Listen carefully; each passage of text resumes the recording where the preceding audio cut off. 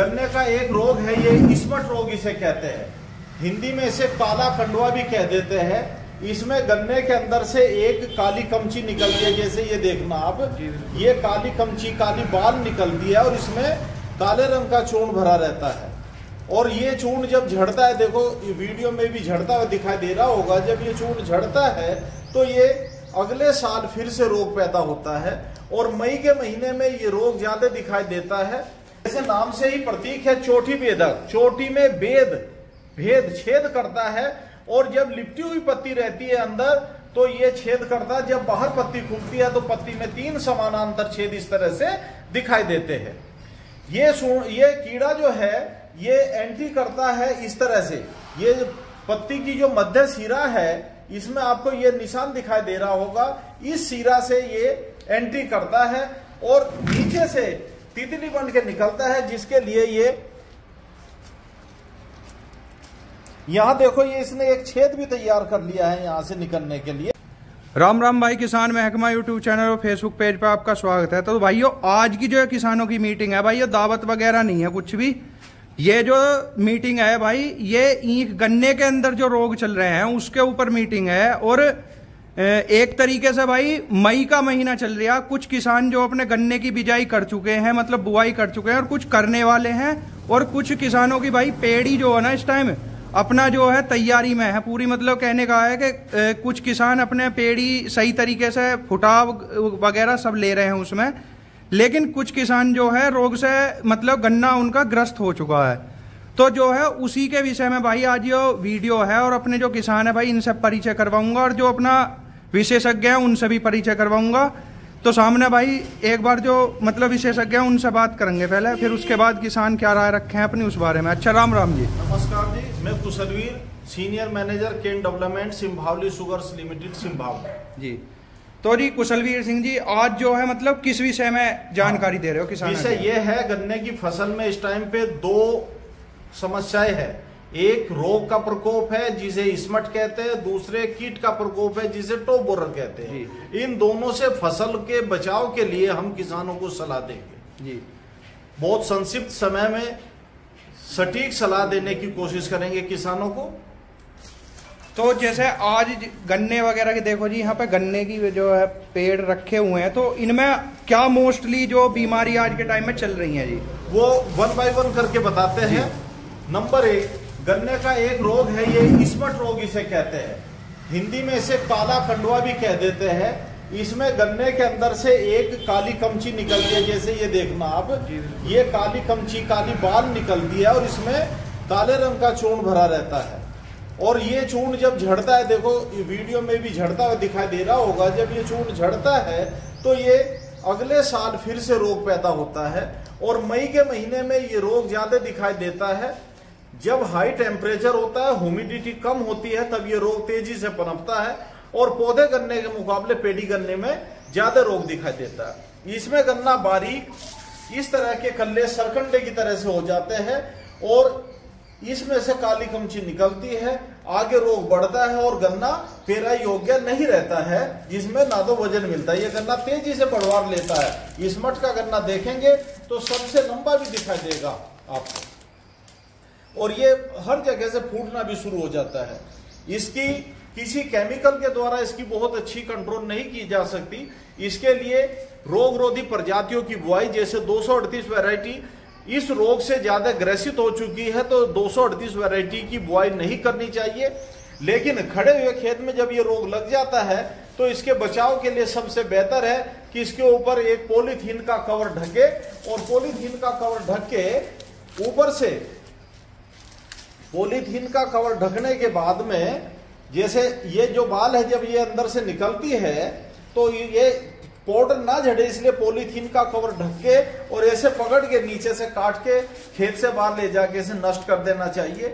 और आगे ये रोग ना बढ़े, यदि थोड़ा बहुत पाउडर फैल गया हो तो कार्बेंडाजिम प्लस मैनकोजेब 2 दवाइयों का मिक्सचर है, बहुत पुराने फंजीसाइड है, इसका एक स्प्रे कर देना चाहिए, जिसमें 200 से 250 ग्राम दवाई 200 से 250 लीटर ही पानी प्रति एकड़ की दर से ये स्प्रे करने से जो ये रोगाणु यदि पत्ती पे कहीं पड़े होंगे तो वो निष्क्रिय होने की उम्मीद रहती है। दूसरी समस्या है टो बोरर की समस्या, जिसे चोटी बेधक कहते हैं। चोटी बेधक जैसे नाम से ही प्रतीक है, चोटी बेधक, चोटी में भेद छेद करता है, और जब लिपटी हुई पत्ती रहती है अंदर तो ये छेद करता है। जब बाहर पत्ती खुलती है तो पत्ती में 3 समानांतर छेद इस तरह से दिखाई देते हैं। ये कीड़ा जो है ये एंट्री करता है इस तरह से। ये पत्ती की जो मध्य सिरा है इसमें आपको ये निशान दिखाई दे रहा होगा, इस सिरा से ये एंट्री करता है और नीचे से तितली बन के निकलता है, जिसके लिए ये यहां देखो ये इसने एक छेद भी तैयार कर लिया है यहां से निकलने के लिए। इस छेद से ये निकल जाएगा।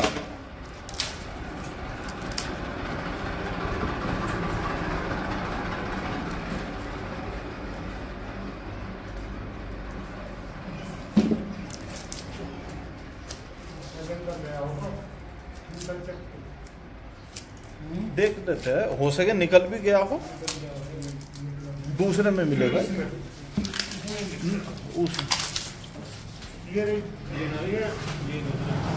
एक मिनट, ये इसमें देख लेंगे, इसमें मिल जाएगा, इसमें मिलेगा।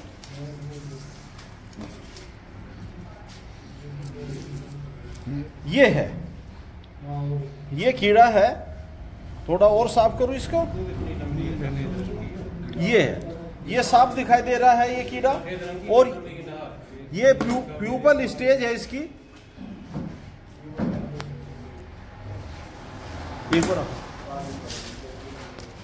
ये है प्यूपल स्टेज, इसमें हल्के हल्के पंख बनने शुरू हो चुके हैं, और ये तितली बन के उड़ेगी, फिर अंडे देगी, और फिर से ये लार्वी निकलेगी, लार्वी फिर एंट्री करेगी। तो ये प्रक्रिया 5 पीढ़ियों में चलती रहती है। पहली पीढ़ी का प्रकोप फिलहाल चल रहा है। पहली पीढ़ी का प्रकोप थोड़ा लेट आया था इस बार, तो इसलिए पहली पीढ़ी का प्रकोप अभी दिखाई दे रहा है, और हो सकता है मई के लास्ट वीक तक दूसरी पीढ़ी का प्रकोप भी हो जाएगा। कीड़ा लगने के बाद में कोई दवाई पूरी तरह से इसमें कारगर नहीं होती।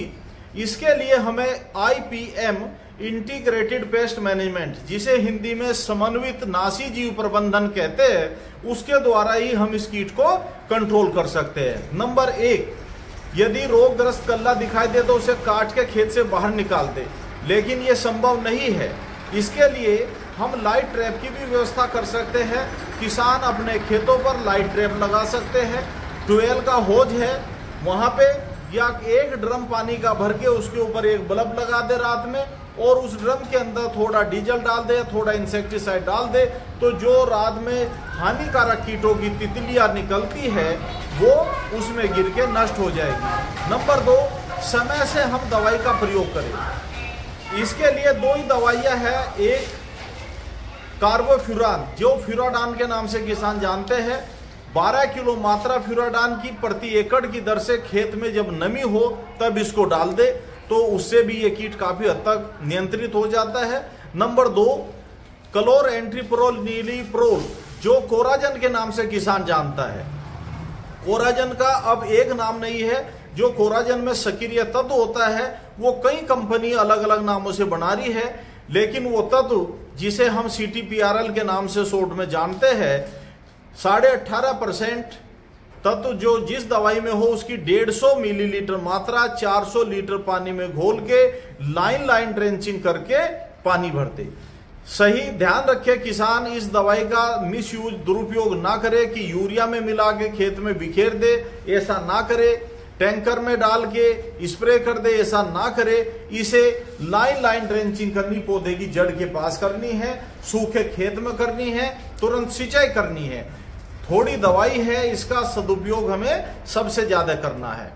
और फिर 2 महीने के बाद में फिर इसका ग्रेन्यूल, जो फटेरा या कोई भी विस्तारा नाम से आता है, उसका भी प्रयोग करना जरूरी होता है। 15 से 20 दिन के अंतराल पर हम किसी भी कीटनाशक का स्प्रे कर सकते हैं, जिससे हम तितलियों की संख्या को नियंत्रित कर सकते हैं। जैसे तितली रहती है तो तितलियों की संख्या को नियंत्रित करने के लिए कोई भी कीटनाशक दवाई जैसे सबसे अच्छा है profenofos plus cypermethrin, 40% profenofos, 4% cypermethrin. इसकी आधा लीटर मात्रा 200 लीटर पानी में घोल के खड़ी फसल पर स्प्रे कर दे।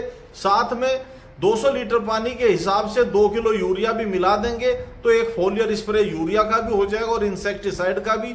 तो काफी हद तक टॉप बोरर की तितली भी नियंत्रित हो जाएगी। और हमने जो जड़ में दवाई लगा रखी है कोराजन या फटेरा, उससे हमारी ये सूंडी भी नियंत्रित हो जाएगी। तो इस तरह से हम टॉप बोरर चोटी बेदा कीट से अपनी फसल को बचा सकते हैं। धन्यवाद। तो भाई ये है जो विशेषज्ञ है, मतलब सीनियर कैंट डेवलपमेंट मैनेजर है, इन्होंने अपना जो मतलब सुझाव दिया, अपने दवाई वगैरह बताई, और जो किसान है इन सब बात करेंगे। जी क्या लगा जी इनके सुझाव जी? हाँ जी, अच्छा सुझाव है, पहचान है, कीट की पहचान बताई गई है इसमें, इसका नियंत्रण बताया गया है, इसके रिजल्ट और परिणाम बहुत ही अच्छे किसान को मिलने वाले हैं जी। हाँ जी, आपको कैसे लगे जी सुझाव इनके? सुझाव बढ़िया है जी, स्प्रे की बता रहे हैं, ये बिल्कुल बढ़िया बात है। 2 बार स्प्रे कर दें और उसका ड्रेंचिंग कर दें नीचे, तो बहुत ही अच्छा कंट्रोल हो जा।